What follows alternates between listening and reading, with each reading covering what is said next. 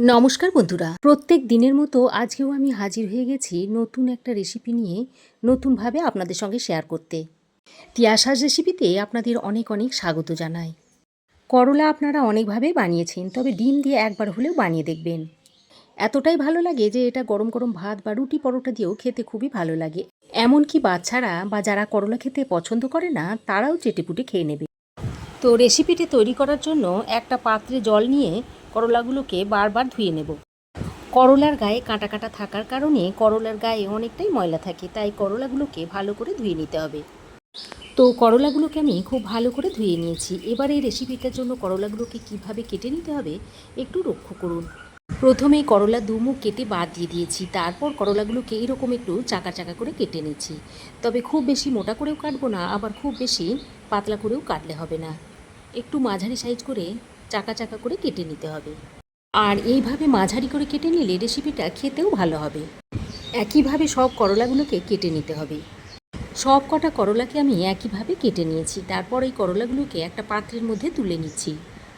তারপর দেখবেন যে করলার মধ্যে মোটা মোটা বীজ রয়েছে, যেগুলো মুখে পড়লে খেতে ভালো লাগে না। সেগুলোকে এইভাবে একটু হাত দিয়ে ফেলে দিতে হবে। আর যদি আপনারা কচি কচি দেখে করলা নেন তাহলে এই ঝামেলা আর আপনাদের করতে হবে না। তো দেখুন, সব করলার বীজগুলো আমি ফেলে দিয়েছি। এবার আমি এর মধ্যে দিয়ে দিচ্ছি স্বাদ মতো নুন আর অল্প একটু হলুদের গুঁড়ো। তারপরে নুন আর হলুদের গুঁড়োটা দিয়ে করলাটাকে হাত দিয়ে বেশ ভালো করে মেখে নেব। আর এইভাবে মেখে আমি 5 মিনিট রেস্টে রেখে দেব। এতে করে করলা থেকে জলটা বেরিয়ে যাবে আর তেতো ভাবটা চলে যাবে। করলাটাকে এক সাইডে রেখে দিয়ে এবার আমি এই রেসিপিতে দেওয়ার জন্য একটা আলু নিয়েছি। আর এই আলুর খোসাটা আমি আগে থেকে ছাড়িয়ে ধুয়ে নিয়েছি। তারপর এইভাবে একটু গোল চাকা চাকা করে কেটে নিচ্ছি। তবে আলুটাকে খুব একটা পাতলা করে কাটবো না, একটু মোটা করে এইভাবে কেটে নেব। তারপর মাঝখান দিয়ে দুটো ফালি করে নেব। এই দেখুন, আলুটাকে ঠিক এইভাবে কেটে নিয়েছি।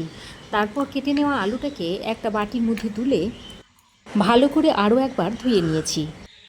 এবার কড়াইয়ের মধ্যে পরিমাণ মতো সর্ষের তেল দিয়ে ভালো করে গরম করে নিয়ে আগের থেকে কেটে ধুয়ে রাখা আলুগুলোকে দিয়ে দিচ্ছি। এবার এই আলুটাকে একটু বেশি তেলে ভালো করে লাল লাল করে ভেজে নিতে হবে। এতে করে রেসিপিটা খেতে খুবই টেস্টি হবে। আর বাচ্চা বড় সকলেই চেয়ে চেয়ে খাবে। করলা হলো খুবই উপকারী একটা সবজি। বিশেষ করে সুগারের রোগীদের ক্ষেত্রে করলা খুবই উপকারী একটা সবজি।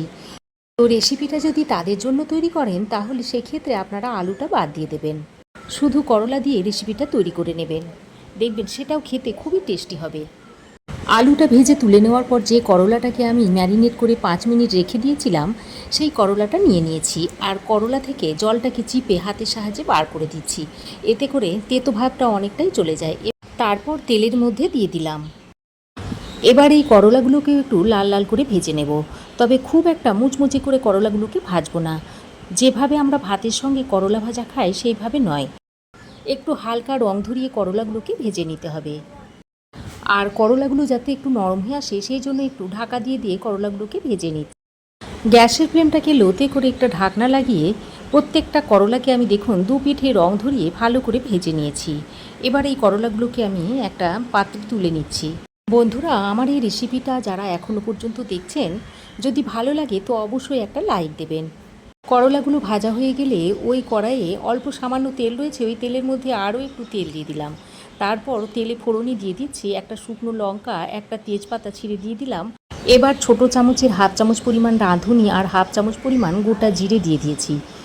তারপর ফোড়নটাকে কিছুক্ষণ ভালো করে ভেজে নিয়ে ফোড়ন থেকে সুন্দর একটা গন্ধ ছাড়লে সেই পর্যায়ে কেটে রাখা পেঁয়াজগুলোকে দিয়ে দিচ্ছি। আর এই রেসিপিটাতে খুব বেশি তেলের প্রয়োজন হয় না, অল্প তেলেও খুব সুন্দর রান্না করে নেওয়া যায়। এবার এই পেঁয়াজটাকে 1 থেকে 2 মিনিট মতো ভালো করে ভাজা ভাজা করে নেব। আর এই পেঁয়াজটাকে আমি একদম ঝিরিঝিরি করে কেটে নিয়েছিলাম। এবার এই পেঁয়াজটা একটু ভালো করে ভাজা ভাজা করে নেওয়া হয়ে গেলে এর মধ্যে দিয়ে দিচ্ছি 1 চামচ পরিমাণ আদা ও রসুন বাটা। আদা ও রসুন বাটাটা দিয়ে পেঁয়াজের সঙ্গে আরও কিছুক্ষণ ভাজা ভাজা করে নিয়েছি। তারপর এর মধ্যে দিয়ে দিচ্ছি একটা মিডিয়াম সাইজের কুচনো টমেটো। এবার আমি এখানে কিছু গুঁড়ো মশলা যোগ করছি। দিয়ে দিচ্ছি অল্প পরিমাণে একটু হলুদ গুঁড়ো, দিচ্ছি একটু লাল লঙ্কার গুঁড়ো, দিয়ে দিচ্ছি একটু জিরে গুঁড়ো, আর দিয়ে দিচ্ছি একটু ধনে গুঁড়ো। তারপর অল্প পরিমাণে একটু জল দিয়ে মশলাটাকে খুব ভালো করে কষিয়ে নিতে হবে। আর এইভাবে জল দিয়ে যদি মশলাটাকে কষিয়ে নেওয়া হয় তাহলে মশলাটা যেমন খুব সুন্দরভাবে কষানো হয়ে যায়, তেমনি মশলাটা পুড়েও যায় না। গুঁড়ো মশলাগুলো দিয়ে সব কিছুকে ভালো করে নাড়াচাড়া করে মিশিয়ে নিয়েছি।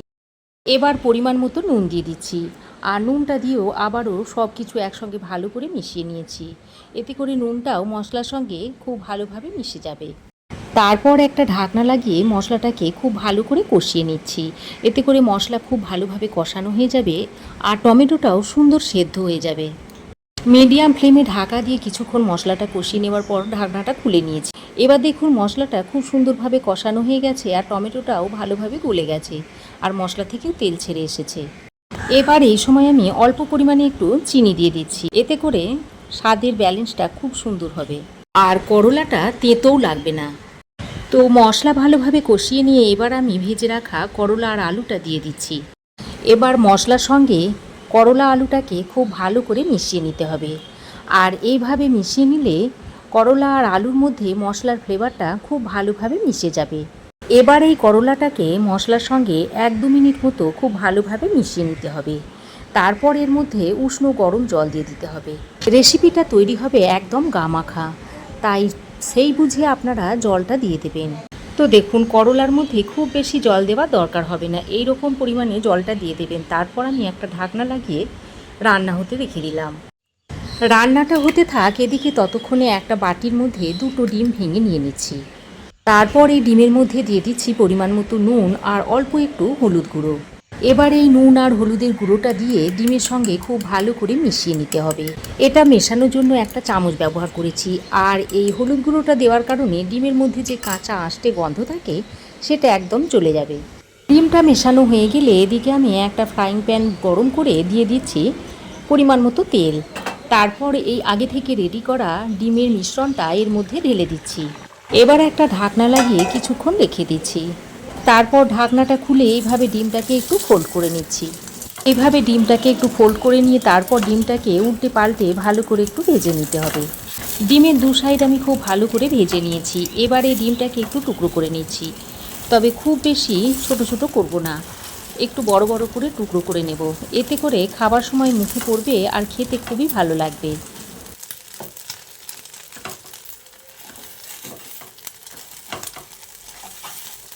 ডিমটাকে টুকরো করা হয়ে গেলে এগুলোকে আমি আরও কিছুক্ষণ উল্টে পাল্টে নিয়েছি। এবার এদিকে দেখুন করলাটা খুব ভালোভাবে রান্না করে নিয়েছি, আর আলু করলা সব কিছুই ভালোভাবে সেদ্ধ হয়ে গেছে, আর ঝোলের পরিমাণটাও দেখুন কমে গেছে।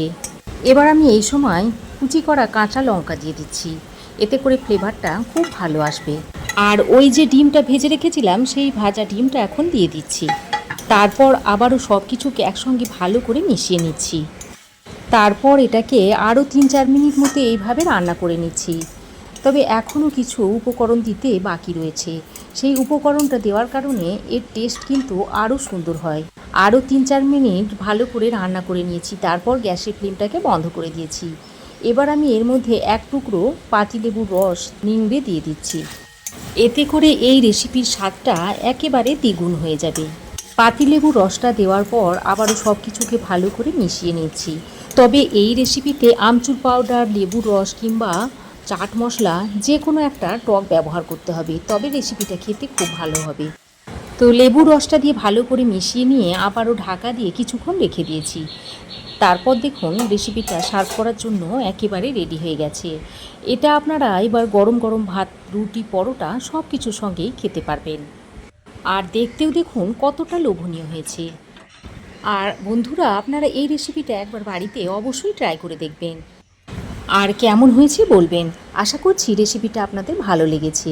তো ভালো লাগলে অবশ্যই একটা লাইক, শেয়ার ও কমেন্ট করবেন। পাশে থাকা বেল আইকনটা অবশ্যই প্রেস করে দেবেন। আর আমার চ্যানেলে যদি নতুন হয়ে থাকেন তো প্লিজ চ্যানেলটাকে সাবস্ক্রাইব করার অনুরোধ রইল। আজ এ পর্যন্তই। আবার দেখা হবে নতুন কোনো রেসিপি নিয়ে নেক্সট এপিসোডে। সে পর্যন্ত ভালো থাকবেন, সুস্থ থাকবেন। ধন্যবাদ।